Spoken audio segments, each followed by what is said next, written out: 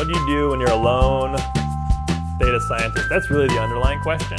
It's really not about data warehousing as much.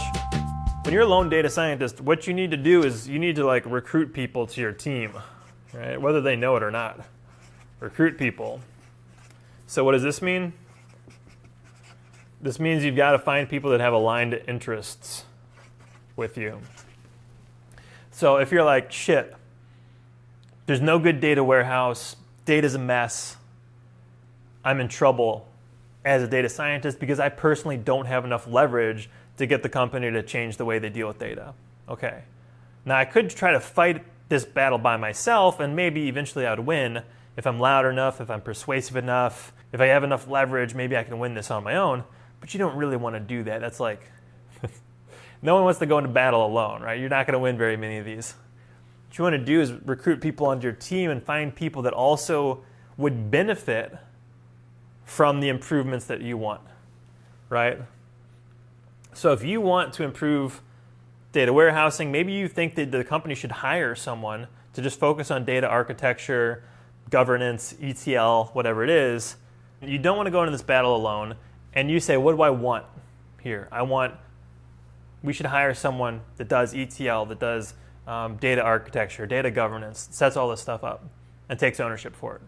So you've got to think, who else would benefit from that happening? If that happens, who would benefit? Who has aligned interests? Who also would like that to happen?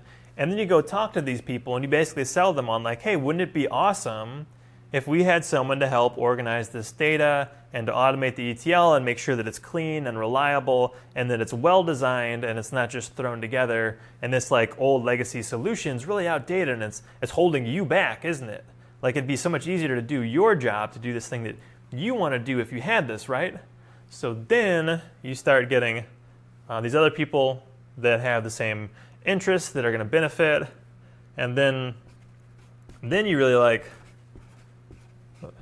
find the authority that also has aligned interests, right?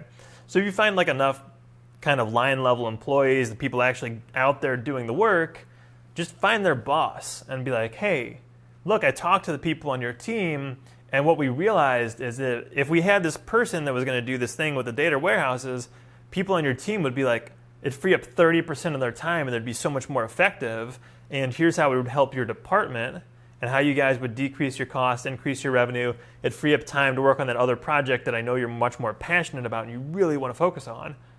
If we could just get this one person. So once you find that authority who's going to, you're basically then going to ask them to sponsor you or your request. All right.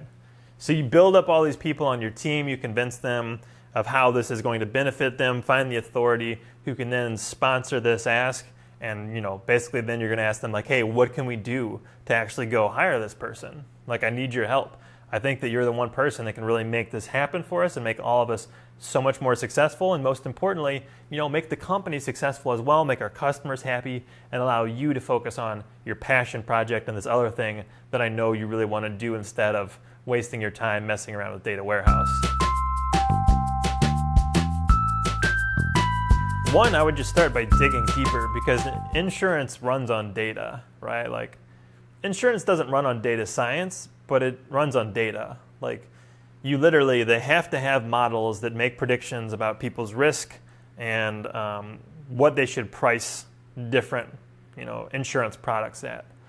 This person has a 40% risk of being in a car accident in the next year, and their car value is this much, so we're going to charge them this much per year, right? Or it could be on them dying, having a medical condition, whatever thing is insured.